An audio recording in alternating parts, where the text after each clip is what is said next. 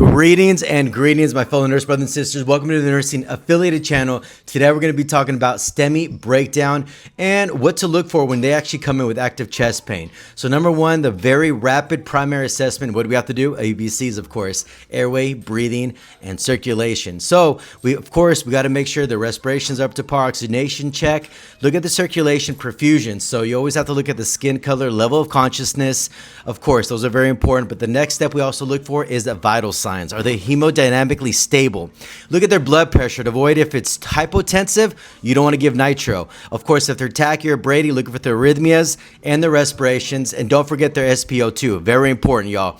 Of course, the pain level. I mean, if it's 9 out of 10, get ready to what to give them, right? Some fentanyl, some pain medications. So if it's a STEMI, don't forget to look at their EKG. So you have to do a 12-lead EKG within those 10 minutes.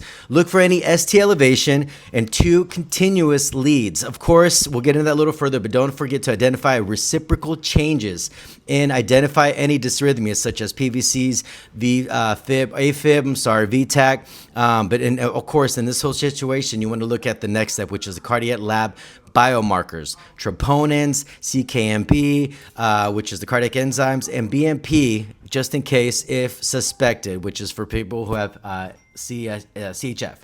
And of course, don't hesitate. Also get the serum electrolytes. We're talking about BMP, CMP, all your basic electrolytes, right? Potassium, magnesium, sodium, creatinine, and also look to have any allergies such as contrast if you're going to do a cath lab patient.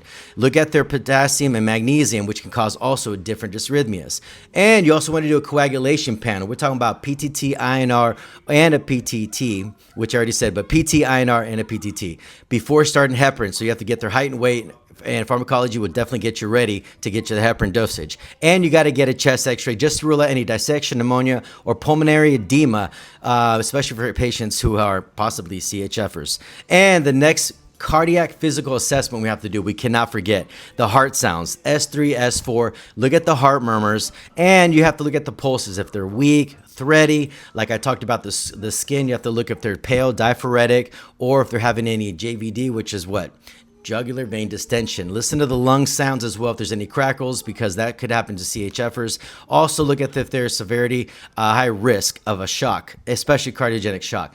And oxygenation and ABGs is so important. If their SpO₂ is below 92 or respiratory distress, draw a suspected ABG, lactic acid, just in case if, like I said, they're in cardiogenic shock. So the most important assessments. We can't forget, possibly get a type and screen, cross match.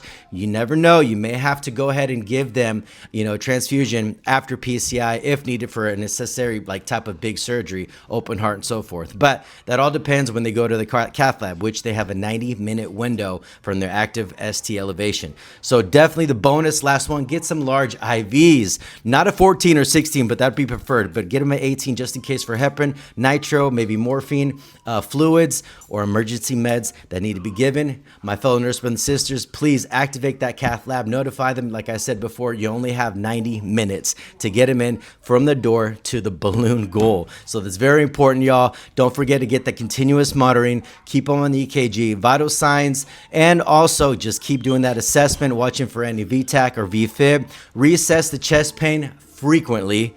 And let's go from there. My fellow nurse brothers and sisters, welcome to the Nursing Affiliated channel. Thanks for subscribing and following. Drop your comments if this has happened before or you just already know how to be a good, great cardiac nurse. My fellow nurse brothers and sisters, don't forget to peace, love, advocate, and nurse grind. Deuces.